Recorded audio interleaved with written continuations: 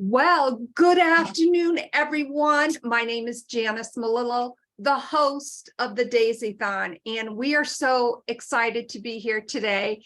It seems like, just a week ago that we started planning this, but it was actually about 2 months ago. My time go by fast. And of course, I am simulcasting through the Wisdom Audio app, and we have a lot of listeners on right now. So thank you so much for being here. I want to do some introductions. First of all, my name is Janis, the host of Stories That Inspire Us podcast, and kind of the in-between, I will call myself, for the Daisy Thon. This has been the Awareness of MSA, and we really wanted to bring people together that have the knowledge, the understanding. And without further ado, I would like to first introduce my adopted little sister, the amazing Daisy Paige. And Daisy is the author of Unexpected Moments with the foreword written by Kirk Cameron. Daisy, welcome back. We're so excited. Thank you for having me, Janis, and it's a pleasure to be here, as it always is. Love speaking with you, my sister. You are so welcome. And I also want to welcome Philip Fortier. He is a part and the original founder of Defeat MSA Alliance. Thank you so much for being here, Phil. Oh, you have yourself on mute. Right. Thank you for having me, and thank you for discussing multiple system atrophy, and Daisy and Chris and Tanya, all our guests. Yes. And thank you so much, Phil. And I want to welcome one of our other guests who I think I may be messing up my time zones. Chris, and please correct me if I'm wrong. Kozikas is how we say it. Okay. Well, welcome to the Daisy Thon. Chris is an MSA patient, and we're going to explain in great detail what MSA is all about. Chris, thank you so much from the bottom of my heart for being here today to share with us your story. Thank you for bringing awareness to this subject. You are so welcome. It is my honor to be a part of this. Thank you. And I also want to welcome, she is an author as well, and she's also an MSA patient. And all these amazing people have such a heart of gold. Tanya Schiefer, welcome to the Daisy Thon. We are so excited to have you here. Oh, thank you for having me. I feel very honored that you chose me to be part of this. And I am very happy to share this time with you, and very privileged to be able to be part of this and to raise awareness. Oh, you are so welcome. Phil, I want to start with you, if you don't mind. Now, I recently learned of MSA when I had the opportunity to have Daisy on the Stories That Inspire Us podcast back in July, I think it was. Can you tell us your background with the MSA and how you started the MSA Alliance? Yeah, thank you. Well, let's first define MSA, I think. Sorry for my raspy voice here. MSA is a multiple system atrophy is a neurodegenerative disease. It's one of the atypical Parkinson's diseases. It involves both autonomic, that is everything you don't think about, like breathing and sweating and even tears. There are issues going on with the autonomic system with somebody. And then there's a movement part of it, which motor, like motion, like gait, like walking, all those things are motor. So it's both autonomic and motor symptoms. And it's right now there's nothing to slow the disease, nothing known to slow the disease. There's research going on. But there's nothing known. I'm not a doctor, I will say. I want to just point that out. I'm not a doctor, nor am I a researcher. But I learned a lot about, I sort of had a crash course, we'll say it, in MSA when my brother was diagnosed. My eldest brother, Joe, was diagnosed at 53 with what we later found out to be MSA. We knew nothing about it, as most people don't. It's a rare disease. My brother had it for 3 years, you know, from unfortunately from diagnosis to his death. And that's a fast course of the disease. I would say most courses are much slower. But anyway, it's 5 to 10 years is considered the average for somebody with MSA. There's no, I will say, there's no confirmation of MSA until you're passed away and they do an autopsy. There's nothing, so nobody knows for sure. I mean, doctors can know, but nobody knows. And they have theories too. You know, the doctors have theories about who has MSA or not. There's a diagnosis, but it's clinical. That means tests to determine it. Anyway, when my brother was alive, I looked around sort of the world, the MSA world or the medical world, and realized that nobody knew anything about MSA. And even the doctors knew very little. And so there needed to be much more awareness about the disease. And there was little research going on and not enough, obviously, patient support. People felt, you know, with MSA, like my brother, totally alone. My brother thought that he was the only one in the whole world with it. He knew no one. He talked to nobody about the disease. No patients, no other patients, no caregivers, except for us, except for his family. So I felt that patient support should be important as well. So that's why we started the U.S. charity. And since then, we've grown as a U.S. charity, U.S. organization, 501c3 nonprofit. And we've also since started the only one in Canada, the only one in Australia, the only one in New Zealand. And we helped start the Italian one. The Spanish and Denmark charities were already organized, but they joined our consortium. And now we help start the one in Mexico. So it's grown to be a 9-member, 9 organizational they're all independent organizations, but we belong to a consortium of 9 members, and we're pooling our money for research. Wow. Bill, I want to ask you a couple questions. Sure. First of all, I'm so sorry to hear about your brother. But I want to recognize that, because we would not be here today. The Defeat MSA Alliance would not be here today. So I want to recognize not only you, but your brother. And I thank you for sharing your very authentic story. Now, you had mentioned that, you know, people get diagnosed, but they really don't know, or they can't specifically confirm. And I want to make sure that I'm understanding this correct. They can't really confirm that somebody has MSA until they've passed. Am I understanding that correctly? Correct. So, so it's symptoms. The doctors, you have a diagnosing physician. Usually somebody's diagnosed with Parkinson's, for example. Like the majority of patients are diagnosed with Parkinson's first.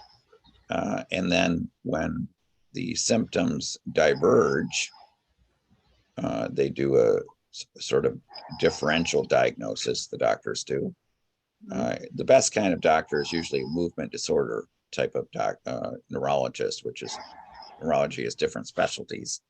And the best one for MSA is either movement or autonomic neurologist. And they look at the symptoms, and you know, at a certain point, the symptoms look different from Parkinson's. gotcha. And that means you probably have MSA or something similar. Now, from the research that I've done, and obviously learning from Daisy, MSA is a very rare terminal illness that affects about 4 adults in about 100,000. Is there any, do you know of any research or any statistics that, you know, do more women get MSA or are diagnosed with MSA than men? Any statistics as far as that goes? It's about even, actually, men and women. But there's a lot of cases that we don't know about, a lot of cases of people that we think have Parkinson's, but probably really have MSA. There's a lot of misdiagnosis. They did do a study of MSA brains, you know, that had been donated to the Mayo Clinic in Jacksonville, Florida, to the brain bank down there. And 40% of those brains of people that they thought had MSA really had Lewy body dementia, which is a similar, there are 3 diseases, they share the same protein. MSA, Parkinson's, and Lewy body dementia all share the same protein, which they associate with the disease. And that disease is called, that protein is called alpha-synuclein. So they're all considered synucleinopathies. Say that 20 times fast. No. It's hard, yeah. So there's a lot of misdiagnosis and underdiagnosis of the disease, in my opinion. Wow, thank you so much for sharing really such valuable information. And I think obviously the more that we learn, the more awareness that we can share. And I just think that it's so phenomenal that Defeat MSA Alliance now has is in 9 different countries. Like that is. Well, those are our partners. They're all, the Defeat MSA Alliance or Defeat MSA Alliance is the US component. And then there are several other charities by different names that are in a consortium. And the consortium is actually called MSA United. But the whole point here is we're all working together to try to support patients, educate medical professionals, support research, raise awareness, and advocate for people that don't have a voice, don't have a voice in their own countries, don't have a voice in their own community, and want to have a voice, need to have a voice, and we need to do what we can to help people. Great. Oh my God. Thank you to MSA and of course, MSA United and those 9 different countries that are involved with that. And it's so good to hear that awareness is spreading on such a global basis. Thank you so much for your time, Phil. And we would love for you to stick around, but we know that obviously you've been traveling all over the world, basically. So you're more than welcome to stay. And wow, such great information. Would anybody like to comment before we kind of move to Chris? Thanks, Phil. Thank you, Phil, for your understanding and spreading the word. Yes. I'm sorry I missed you, Chris. You were in, I know you're in Australia, I believe. You. Yes. Thank you for spreading the word. You're welcome. Thank you for being here too. Wow. Yeah, we really appreciate you feeling everything you do for the MSA Association. Yes. And I want to also thank him too, because like he was in between traveling in countries and we all hopped on, the 3 of us, on a meeting the other night. So thank you so much. Wow. Chris, welcome to the Daisy Thon. Thank you. Are so welcome. And I just want to say you have a very bright and pretty smile and you are glowing. So thank you so much for being here today. Thank you. Chris, I know that you as well are an MSA patient. Yes. Would you mind sharing with us a little bit about your story? Yes, thank you, Janice. I was diagnosed with Parkinson's, like most people, 7 years ago. And I thought that was the worst day of my life, but it wasn't. It was when I found out I had MSA, Mhm. and I'm just battling on with not much guidance, just trying the best I can. So, yeah, So you said it's been 7 years? yes, 7 years since I was diagnosed with Parkinson's. When did your It's not- symptoms first start, Chris? Sorry, How long ago was it your symptoms first started? 7 years That's when you first started having symptoms. for Parkinson's. Yeah. It's nice to see someone with a blank face like me, Daisy. Now, It's fun. Chris, Yes. how, I mean, I think we know the obvious answer, but I'm sure, you know, as you mentioned, when you were diagnosed, you had mentioned that was the worst day of your life.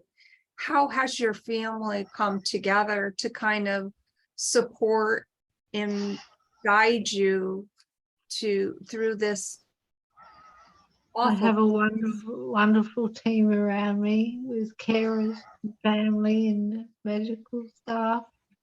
So yeah, I'm supported really well. Thank you.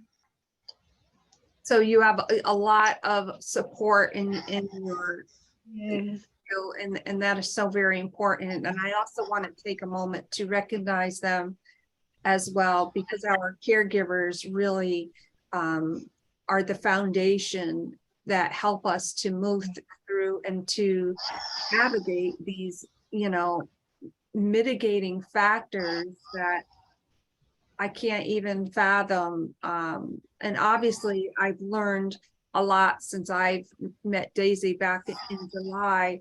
And I think I may have already mentioned this. I never heard of MSA until I met Daisy. a lot of people haven't. And when we were discussing and having the Daisy Thon, you know, it was really important to Daisy and to myself that we wanted to really light the fire, so to speak, and create that spark to share the awareness of MSA. And I think it's so awesome that you are on with us today, especially, you know, with Phil, who's kind of the founder of Defeat MSA Alliance and MSA United. So tell me what that means to you to be here today and to share your story. It's amazing because I like to get the word out because so many people don't understand when they need understanding. And we need the word to spread, so that's wonderful. Yeah. May I ask you another question? Yes. To somebody that who may, because all this will be uploaded to the different platforms at some point, whether they're watching the video or, and we have a lot of listeners on the Wisdom Audio app, so thank you to all of my listeners who are currently on. What is one thing that you want to share with them about MSA? If somebody, in other words, if somebody was to ask you, what is a word of advice to somebody who may hear your story and maybe who was just diagnosed? The main thing is I'm still here. I'm still a personality without ability, and it's all encompassing disease, but I'm still here. So that's good. I'm still an intelligent person. I just can't talk very well, which is interesting at podcast. But you know what, Chris, your message, your story, your energy is coming through loud and clear. Absolutely. Oh my God, Daisy, is it like, I'm just blown away. me too. It's just, you know, I haven't really met anybody that has MSA, so it's really nice to be able to see others and speak to others that are going down this journey with us, with me. You know, sometimes we feel so alone, right, Chris and Yeah, Tanya? Mhm. yeah. Oh, I have another question to ask. Have either, and maybe I'm kind of showcasing my age here, but does anybody remember that song, I'm Still Standing by Elton Yes, John? yes. You all are standing in your fortitude of being here today, of sharing your story, and I'm getting the chills just thinking about it. It's really amazing. Chris, thank you so much for sharing your Thank story. you, Janice. Thank you, Janice, for bringing awareness. You're very welcome. I just have one question for Chris. Chris, I'm guessing since they diagnosed you with Parkinson's first that you have MSAP, is that correct? Yes, yes, And yes, I do. are you in a lot of pain? Do you have a lot of pain with that? A fair bit of muscle pain, but so far so good. Do you have they're managing your pain for you? Yeah, yes, they are. That's great.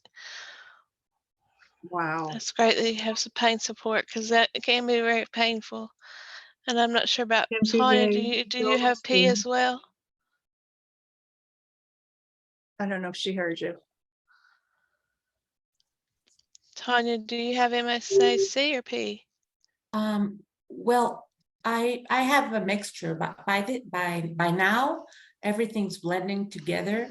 But mostly my symptoms are autonomic, which allows me to speak better. But about the pain is there, and for pain, I have a team of doctors, so they take, each one takes care of a part of it. And the palliative care specialists, many people don't know about them and as soon as they hear the word palliative care, they think, oh, you're dead. No, that's not how it goes. Most palliative care doctors are people who specialize in pain management. So they are the best ones to go to when the pain gets to be too much. Because sometimes people ask me, where does it hurt? And I'd say, well, it's easier if you ask me where it doesn't hurt. Doesn't exactly. Yeah, because it hurts just all over. So, and it's like, what do you mean that it hurts all over? Well, my nose, my head, my hands, my legs, my feet, you know, it's kind of ridiculously everywhere. Yes. So when they say, well, does it hurt? Let me think where it doesn't hurt. So Exactly. the palliative care specialists have helped me manage the pain. And right now I just talked to a neurologist, urologist, because of the neurogenic bladder symptoms that can be also very painful. And we're talking about Botox, and you know, it's not just for the wrinkles, it's also for other stuff, and that can be very helpful with pain too. So, well, yeah, Chris, do they offer the Botox over there in Australia for you for the pain? Yes, on Good Tuesday, I have it in my jaw and my arms, and it's very helpful. Yes. Yeah, I have it in my neck and my jaws as well. Yeah, but it never has any left over for wrinkles. I still have the same thing every time I go. Oh, are we gonna start talking about wrinkles now? Because I sure as heck have plenty of them. Oh my gosh, we went from MSA to wrinkles. And you know what? And that is the beauty of these conversations, because, you know, when you're talking, I think, about a very serious topic, there have to be those times where you do need to let go. Tanya, I want to ask you a few questions if you don't mind. Yeah, sure. First of all, thank you for Daisy for, asking some amazing questions. She just might be, I think she's kind of vying for my job. I don't know. We'll have to chat about that at some other point, Miss Daisy. Tanya, how long have you had MSA? Well, I was diagnosed in 2010, so that would be 12 years. But I had symptoms two years prior. So I'm one of the younger ones because I began when I turned around 35. It's usually considered an older people's middle-aged thing, but there's this group for people with young diagnosis. I mean, that were diagnosed at a younger time when they're young, and I'm part of that. And I met Philip a long time ago in one of those groups. Mm-hmm. And yes, so I'm going on 12 years after diagnosis. Wow. Tanya, I know that you have a presentation. Would you like to share that with us now? Can you bring that up? Yes, I'd love to if okay. Everybody agrees with that. Yes. Sure. Okay. I'm going to share my screen, and I am so proud of myself. I cleaned up my desktop the other day, so here we go. There we all are. Let me bring up the presentation. And I just want to move this out of the way. MSA for Dummies. Okay, so well, my presentation is it's called MSA for Dummies because right.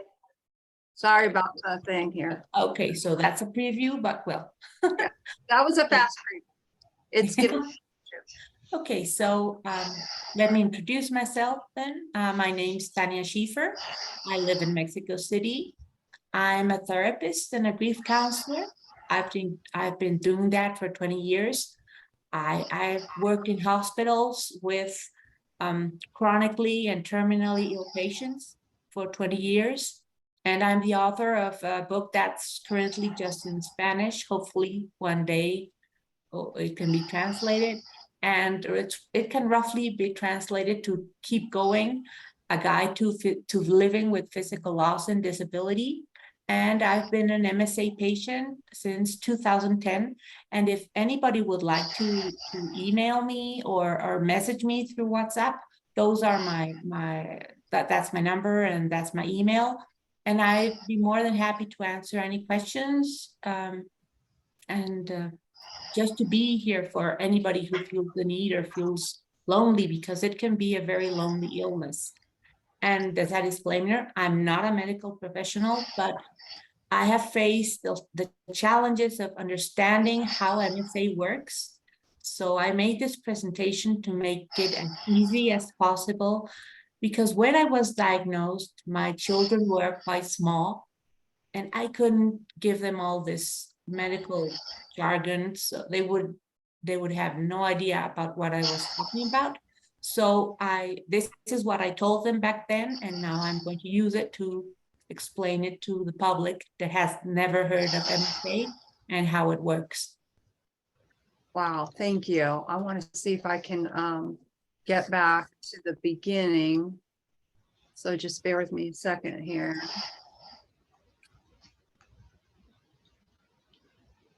And let's see here. Okay, there it is. There. Okay, so the presentation is called MSA for Dummies. And well, the question is, what in the world is MSA? MSA stands for multiple system atrophy, which is a not very creative way of calling this illness, because several systems in your body stop working properly. First, they stop working like little by little, you won't notice it. And then they they will stop altogether and it turns into a big mess. Now, people usually get two main diagnoses. One is MSAP, that stands for Parkinsonian, and then MSAC for cerebellar. And it has been noticed that although there are people with MSA all around the world, mostly people in the northern hemisphere of the earth get it. And when I say the northern hemisphere, I mean Japan. Japan has a predominance of MSAC, and then the US and Europe get mostly MSAP. Nobody knows why. Yeah, And- that would definitely be a question that I would have. We know that some diseases, of course, are by region, but what you're saying is Japan has the MSAC. Mhm. And Europe and the US have MSAP predominantly. Wow. I mean, there's always a case of here and there that's a bit different, because with MSA, you can never say it's always this way or that way. It's always a surprise. Usually a not so fun surprise, but it's always, you never know what to expect. But it really is a burning question. I mean, because it's not about race, it's not about gender, and you see, they say, is it genetic? Well, I mean, how much correlation can there be between the people of Japanese origin and Europeans? So there's not much to go there, and that's why they're still trying to find out. Phil, may I ask you a question about that? Whoops. May I ask you a question? Sure. I do apologize. We had a rollover here. In the research that you know of, Phil, is there anything that indicates why, for instance, Japan would have the MSAC and why Europe and the USA would be the MSAP? Well, is that a question directed to me? Okay. Yes. There was a Japanese, I can't pronounce his name, Japanese researcher. I know him well, but it's hard to say his name. Soji, Shoji, and the last name is Tsul, I believe it is, something like that. It's a Japanese name, and he was the one that he's from Japan. He's from Tokyo, and he was the one that came up with the CoQ10 theory, that there's a deficiency of CoQ10 in the Japanese version of, or let's say the non-Asian, the Asian version of MSA. That has not been replicated in the other type of MSA, or let's say the MSA that comes from non-Asian areas. So there is, that's what I read about research. Now, maybe I'm not updated on the latest research on that, but and I'm not a researcher, as I've said. Right. But there might be, as far as why, we don't know, but we do associate, or there has been association of a CoQ10 deficiency in the Asian version of MSA. Wow. Thank you so much for sharing that.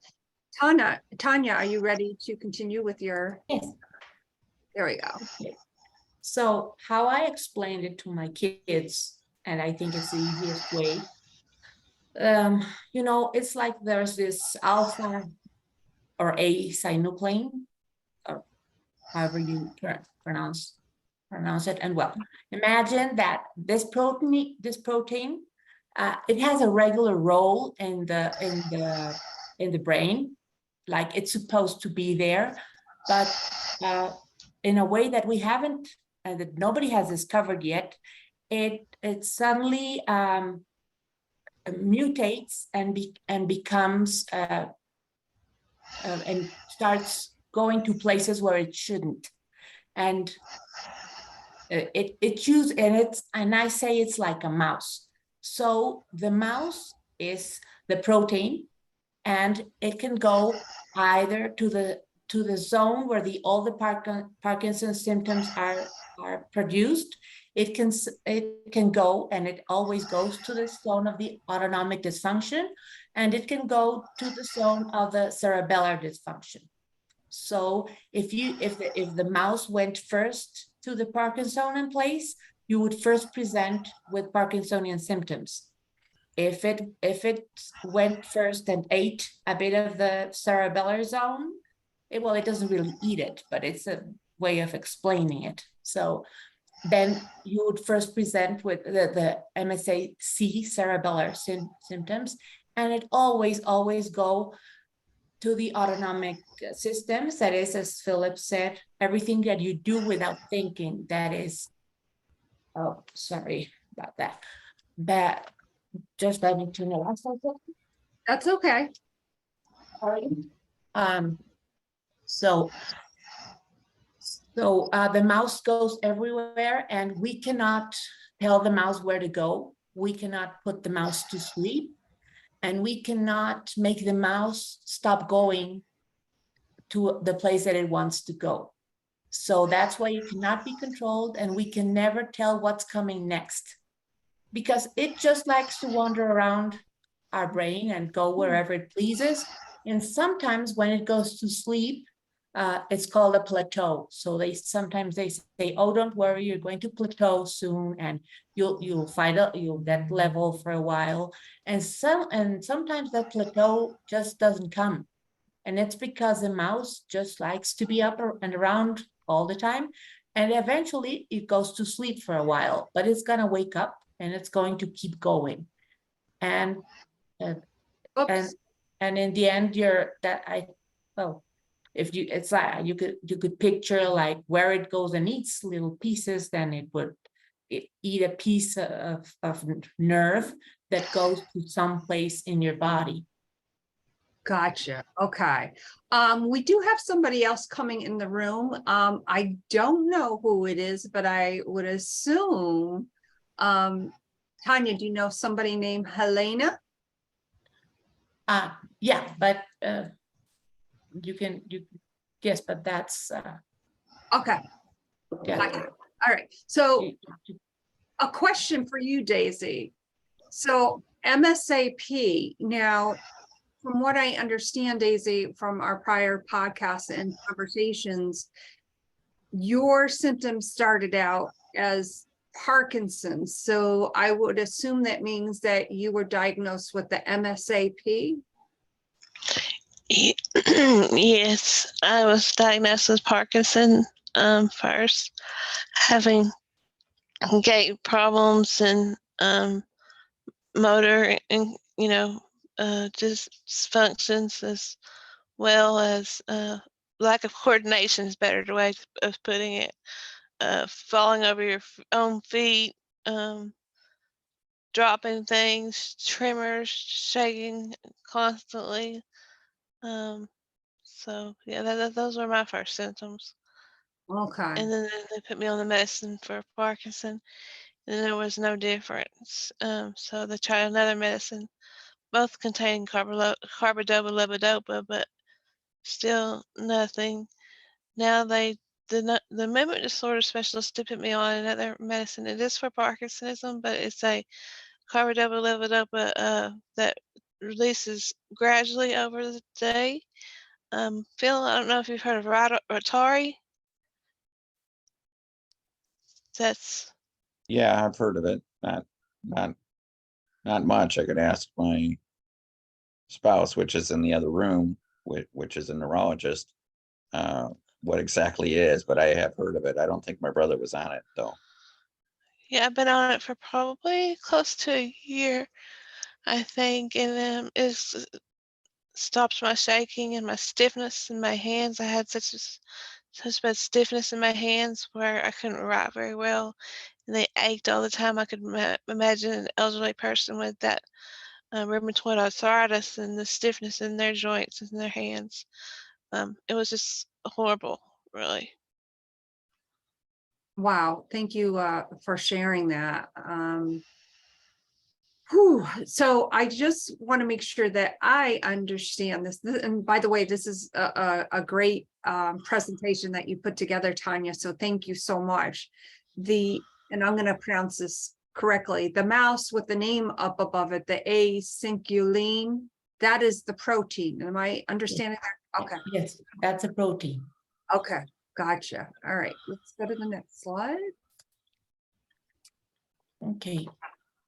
So there are many different symptoms for Parkinsonism, but the main symptoms are slow movement. So you start feeling like it takes forever to get things done, and you walk slowly, and you're just not like you were before. Getting up from a chair, moving from one place to the other, holding a spoon, using whatever.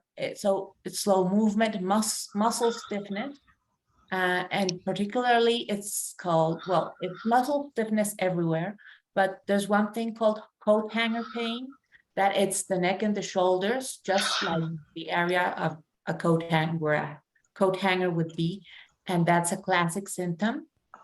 And then there's voice and speech issues, like the raspy voice and the trouble speaking, because the muscles in your face, in this particular case, they start to stop working, and then your face goes like well, you can't move it properly, so it's hard to speak, and it's hard to blink, and it's hard to transmit emotion with it. And then there's this a lack of coordination. So you can fall easily, and you have trouble moving, and sometimes you first you use a cane, then sometimes you move on to using a walker. And you have to be careful, for example, when you turn around, because your balance just is totally off, and you can fall or something. And well, those are some of the symptoms of Parkinsonism. Thank you for sharing. Yeah, that slow movement that they call bradykinesia. That was something else that I had, and shuffling of the feet. Let me ask you, all of you, this. All of these symptoms are really underlying issues that throws obviously everything off, because MSA is multi-system atrophy, meaning that all of those, whether it's anatomic or the other part of it, that affects everything. Like, this isn't just, okay, I have MSA and this is what I have. Like, this breaks down each individual body system. Am I getting a complete picture of that? Yes. Okay. Yeah. Wow. Yes, No, sorry. go ahead, Phil. I wanted to say it's comprehensive. I mean, it's different from other diseases. I mean, many other diseases, of course, we are whole people. We are not parts. We are a collection of parts.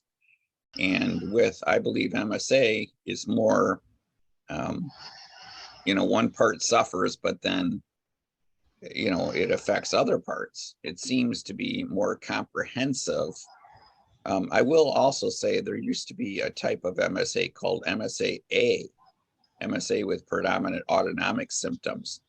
And then later on, researchers, clinicians decided to, sort of integrate that MSA some symptoms of the MSA into MSA into the MSA C category, and some into the MSA P category.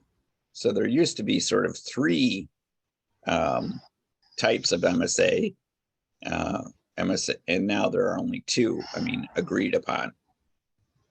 Oh, okay. I see what you're saying, because, you know, and that's why we know the research aspect is kind of a big deal to gather this information and maybe install some protocols for different things that may come up, or how a different patient, you know, because it affects everybody so differently.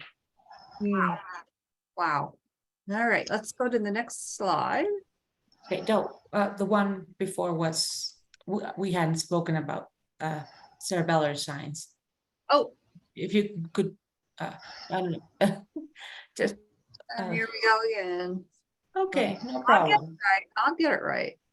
Okay, This is actually the first time I'm doing a present. Well, actually my fourth or fifth. Okay. Let me hit the stop share for just a moment, and let me bring it up on my screen. So Tanya, as you all still see me and hear me okay? Yeah. yes, All right. yes, All right. we can see you. So yes, this, as Philip just said, there used to be a category called MSA, which stands for autonomic. And I think that it's basically the medical community for, I don't know, to make it a little more simple, they disappeared this category, but it's actually what I personally have the most.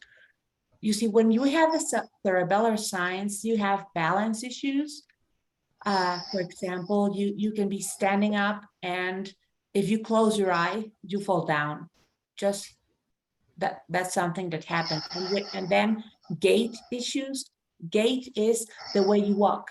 So you just shuffle a little bit, or you, I don't know, sometimes people think you're drunk, but it's not that you're drunk, it's that you've got MSA. And then you have problems swallowing. You know, swallowing and the whole, the swallowing deal is, we think it's no biggie, you know, you just drink water and that's how much thought you give to it. But it takes a lot of muscles and a lot of coordination. And, you know, when you swallow, everybody one time or another has gone the wrong way, and then you start coughing, and you cough because, well, something didn't work perfectly. Well, one of the cerebellar signs is that thing that has to close up so the water doesn't go into your lungs stops working properly. So you have trouble swallowing, and some people have like real issues, and they start choking often, or they get aspiration pneumonia. And it can be really tough because well, everybody has to choose. I call them impossible choices, because it's impossible when we have to choose between good and bad. We choose good, but when we choose between bad and bad, it's even harder, because you have to choose between having trouble swallowing or using a feeding tube many times. So everybody has to make that choice. Well, not everybody. The people that have this particular symptom have to choose between that, because swallowing becomes a big problem. I want to interject for just a moment, and I do apologize for kind of interrupting you there. As I am sitting listening to more, I'm not just, and I want to just say I am not hearing this, I am listening with great intent, because something that you said there, something that I take for granted, okay, swallowing. A basic, for me, a very basic function. That's not something I have to think about, but people who have the cerebellar I'm saying it, cerebellar signs, that may be one of the things that they have to contend with. Yes. And as time progresses, really P and C kind of combine, and we see, like I'm seeing more symptoms in the C now, even though I was diagnosed with P. So they kind of, you too. Definitely. Yes, me as well. And so I just wanted to add that when you have problems with these different things like swallowing, sweating, crying, you can't cry, you can't tear up. People have problems with their, body temperature. They're either and can't sweat is another issue, another possible problem. There could be a number of problems. Doesn't mean they happen to every single person all the time, and they could come and go and one person may have them and another person may not. And so what you have there is you have to treat the symptoms. There's nothing, when I say there's no treatment, what I mean by is there's no modifying of the underlying disease, nothing that, no known medication that can slow the underlying disease. There are theories, just as there are with Parkinson's. In fact, a lot of people say exercise helps slow Parkinson's. That may be true of MSA. We just don't know yet. Yeah. Was it for me? Wow. We are just about at the hour mark, and I want to make sure, I just want to double check to make sure that everything is running properly. I'm going to hit the stop share button for a moment and briefly pause the cloud recording. And then we will start our conversation up again, and it will only take a moment.